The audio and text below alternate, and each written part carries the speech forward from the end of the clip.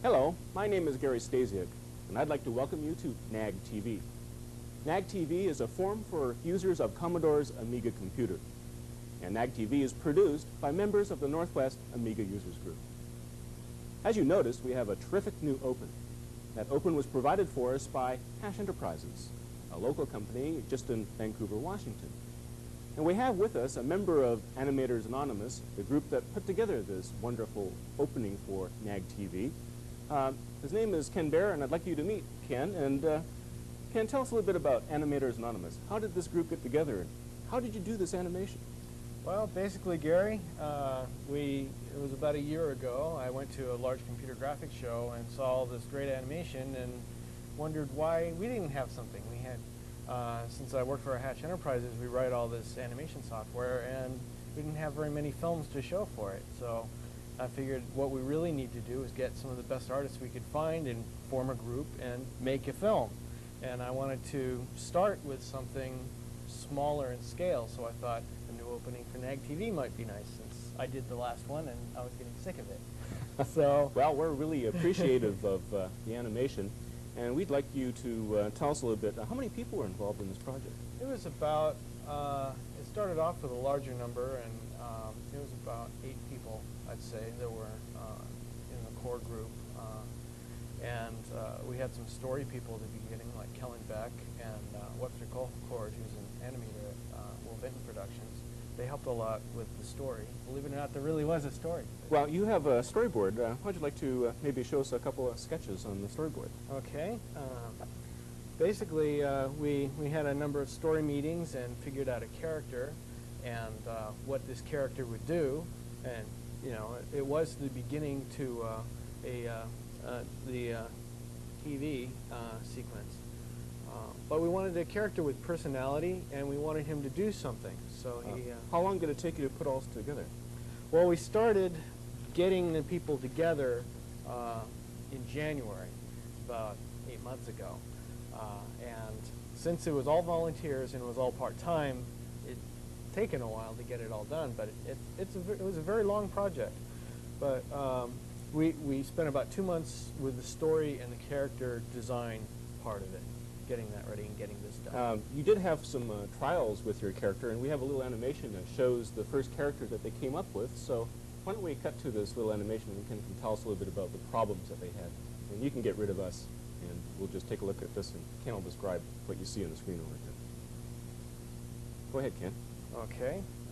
This is actually the first animation I made with this character. I did the character design, and Todd Kesterson designed the hands. They're actually from a different character. We had these lovely 5-fingered hands that we could use, and they actually had articulated motion already made for them. This is the first one, and a problem we ran into very quickly was this guy's legs, his legs are just too short. He can't walk. If he tries to walk, his feet go through the floor, and it was a very big problem. So I changed the length on the legs pretty early. Also, the arms and legs in the final piece are a different color from the rest of the body. He tended to blend into himself too much. So it sounds like you learned a lot about character design. Sure did. Also, he has knobby elbows and knees on this one, and we decided that didn't look very good. So there's a lot of trial and error when you're designing a character like this. Okay, we would like you to show us how you created this character, and you have a module. We have a little computer down here, by the way, and that's what we're operating in. So if we're pointing and looking in funny places, that's because we're watching our screen here. And Ken is going to load up a module from the animation program that he uses. And tell us about the animation program. What is it called, and what is it made up of? Well, we use several programs to make the final piece, but the character animation part of it was done with Animation Apprentice, and which is a 3D character animation program that we make. All the software we used was Hash animation software, and then we also used Deluxe Paint from Electronic Arts. And we designed the character in Apprentice and animated with Apprentice, and then the cord and the face were done separately with Deluxe Paint and Animation Rotoscope. Why don't you go ahead and load the scope module, and the animators used a program called Animation Apprentice, Animation Apprentice has several modules associated with the program so that you can construct your character. One of the modules is called Sculpt, and Ken is going to load Sculpt and show us how the character was actually pieced together. Then a little bit later on, he's going to load a module called the Director, and he's going to show us how the stage was set up so that the character could do his choreography. Here he is loading up Sculpt, and why don't you tell us what you're doing here? Well, I'm loading up a part of the character. I'm loading up the monitor, which I built in Sculpt, in the Sculpt portion of Apprentice. Basically, I used front and side views to make this shape, and I did it in segments. But you build the pieces out of slices, and you stack these slices to make a three-dimensional shape. You're going to have to get rid of us so that we can see what's going on the screen here, because there's one corner we're covering up. Go ahead, Ken. Okay. As you can see here, I've got different slices. They're all stacked vertically. For this particular part of the shape, I actually changed, I rotated it in the final piece, but I can sculpt it in any way I want. But I use front and side views to make the shape. And I'll show you now what it looks like from one of the sides. This is where you put the texture on, and you can look to see what it looks like. Okay, we're loading the front view of the monitor. Well, actually, this is actually the bottom view because we rotate. Okay. I rotated it when I put the character together. That's just because of the way it was modeled. But this just gives you an idea of what it looks in a lower level of the program before you animate. And this is just a piece, and it's part of an articulated character that we made with Apprentice. And it's got it acts as the head for the character. Can you show us how you do a slice on this program? Well, I don't have the mats to make the shape, really, but showing you these different views, you can get an idea of the shapes that were used to make it. So Animation Apprentice in the Scope module, you actually use two-dimensional views, like a side view, like an XY view, and a YZ view, and you put the two planes together and you wind up with a three-dimensional character. Is that right? Yes. Except you do it all in pieces, and then you put the character together in the character module in Apprentice, and you make an articulated character, an armature type of. Okay, and he's upside down. How come he's upside down? Well, that's just the way he's rotated. That we had to build him, but depends on which way you're oriented. Just depends on where you're looking, and I can show you the other side view, so you can see the shapes that are involved. This is modeled after this monitor, the 1080 monitor. I actually used what I was looking at to build the character, to make the character model.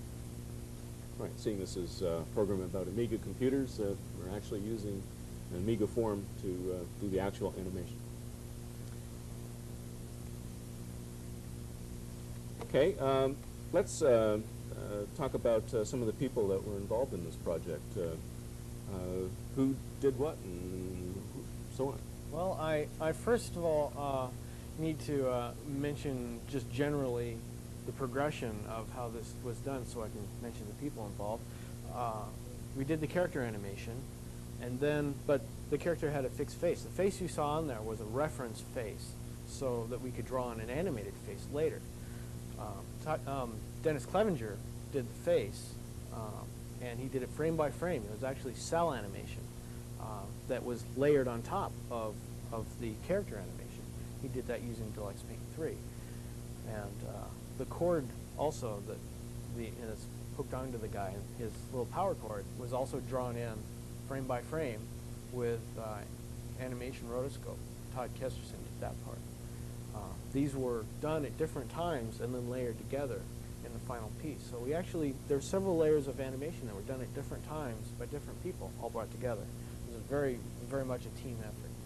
So Todd Kesterson really deserves a great deal of the credit for the character animation because he did the entire dance sequence all by himself. There's 577 frames of animation there. That's really, really amazing. It's real terrific. You know, I've always felt that one of the things that makes an animation really work is the sound, and the soundtrack is absolutely terrific. That really, it really came together. It was a very last-minute thing, but we hooked up with a guy named Randy Lewis of the band Tesseract, who plays at a number of Portland clubs. And he has a very nice MIDI studio, and he did the music and some of the sounds and put it all in. I did some of the sound effects recording myself too. I was the Foley artist on this project. Aha. In the credits you will see Foley Artist Anonymous, and it was really Ken Baer. Yeah. Now we know. This is really quite the project, and I know you brought all the discs that make up the entire animation, and I want you to pick up the boxes and show folks what was really involved in putting this animation together. I'll be happy to show it. Now, remember, an Amiga disk contains approximately a megabyte of information. So how many disks do you have altogether? I never took the time to count them. Always too busy, I guess. We've got about 18 or so here. They're not all full. They've got bits and pieces, but it actually came out a little smaller than I expected, considering. How many frames altogether? There are 1,102 frames of animation. And how'd you go about sequencing all those frames and putting them together? Well, we single frame recorded the entire piece with the help of Jim Samuels and Northern Johnson using their studio. We used a single frame recording deck, and I modified the program I wrote for Hatch Enterprises, Animation Editor, to work with a transport controller for Micro Illusions to line up, you sync up all the, load up all the frames of the animation in a list, basically all the animation files, and then it automatically single frame recorded all of them onto tape, and we did it in one afternoon. Worked very nicely. Terrific. So you used Jim Samuel's studio to produce the final animation onto tape. Yeah, we used his deck and took a lot of his time and Northern Johnson's time. It was his studio, really, and we put all this down on tape that way. But well, we thank Jim Samuels and all of the animators involved in this project. We still have more to show you. Ken is going to load up a new module for us. He's going to show us how the choreography for, is it the dance sequence that you're going to talk about? the walk-in sequence. The walk-in sequence, where the character walks in. He's going to show you how that's put together using Hash Enterprises Animation Apprentice, and we're going into a module in Animation Apprentice called the Director, not to be confused with another program called the Director. Can you tell us a little bit what we're doing here? Okay. Well, basically, Director is the module. It's the place where you take your characters and load up their actions, telling them how they're going to move, and then you tell them where they're going to move. And you can load up several characters, and it's basically what we save is what we a choreography, and basically it's where you tell everyone to do their thing to make the final animation, and then it saves it out what it's going to do, and you use another module called Record to actually record the actual animation. Okay, I want you to show us some features and tell us what was happening in this particular sequence. Well, this is the scene where the character walks on into the room. This is one I did in one of the first ones. You can see the path here is where he walks in. And what are those other lines there? This is the view from the camera. Anything outside these lines is beyond the camera's view. It's a little bit misleading because of the resolution we're using, so it isn't all off camera here, but it's a reference basically. Now I'm going to show you an action list. This tells you what the NAG character, we call him NAG Man, this is what he's doing as he walks in, or this is how he walks in. There's a step action that I made using the action module, and it's 24 frames, you can see, and he does 3 steps as he walks in, but the last step has to be, he has to bring his feet together when he stops. So that's a different action. So I had him do this step twice and then come to a stop. Now, also, I can show you what the hands are doing. Believe it or not, the hands are actually doing something. The hands, I have an action called hand clutch, and the hands are slightly going like this so he doesn't look like he's a zombie or a robot or something. There's a lot of little subtle action that we put in this and a lot of overlapping action to give the character real life. So this is, he does this as he walks in. And that's basically it. I can move these around and you can see I could change it, but this is the final action as he comes in. Okay, you have an animation that you're going to show us here. It's the walk-in sequence? Yeah, it's the actual okay, sequence. Ken's going to load the walk-in sequence, and what we have here is animation Apprentice and how our opening sequence for NAG TV was put together by the animators Anonymous, and Ken is using the hash display module to load the animation in, and we'll see that walk-in sequence that we saw in the director module. And it's loading now, and here it comes. This may take a few moments to load. Well, basically, this is the final piece, and to put the final piece together when we recorded, instead of compositing the animated sequence over the background with animation multiplane, which we could have done, because of time constraints and everything, we decided to take two Amigas and use a video genlog to put the foreground over the background. And using, for the background, we used a CMI video interface to get a clean composite video signal out of the one Amiga. And then we had the foreground frames on top.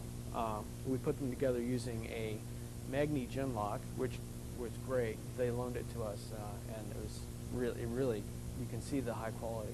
That's why they are the best. Both of those companies are local Portland area companies too. It's really nice to be able to work with them. But through using the software and the hardware together, we really got a great result. It was all on the Amiga. Well, we're about to see a short animation here. And by the way, the background you see here is the stage for the dance sequence. Yeah, the poster that you see there, those initials on it are the members of the group. And it's sort of our signature. So if you look at the very carefully up there, you should be able to say KB for Ken Baer. And KB for Kellen Beck. Two KBs on this project. Right, and here is the animation. So let's switch to the computer here and take a look at the walking character. As he walks in, I did this shot of him walking in, but you notice his face is moving. That was done separately. And you see the cord was also done separately. And the disc was composited in a different plane. That wasn't there when we rendered. We did that afterwards. That's the disc that comes from the title screen that spins down. Right. The splash screen, we call it the splash screen, the Mount Hood picture was done by Bob Woods, and it's starting to win awards and things all by itself. In fact, it's made rounds. It's been all over the place. It's a really great image. He did a really great job on that. Well, look at all those motions and intricate detail in the character. Well, we really made a great effort to do character animation the Disney way. That is, using a lot of elements like several things happening at once, anticipation, so you can see the character doing, before he actually does something, you can tell he's about to do something. Different kinds of action overlapping and secondary action. That's something happens. If he does something, something else happens. Like falls down, he reacts to it. He squashes a little bit and his arms come down. And it really brought a lot of life to the character. We really wanted to show what character animation is. And it's a lot more complex and a lot more complicated. It takes a lot more work than just flying logos like what we used to have. Well, Ken, this is absolutely a masterpiece, and we think it's going to win many awards, and we're very proud to have this animation for the show and to represent the Amiga Group. We think you did a terrific job, and we'd like to thank you very much. Thank you very much. And that's Hash Enterprises and Animator Anonymous and Nagman.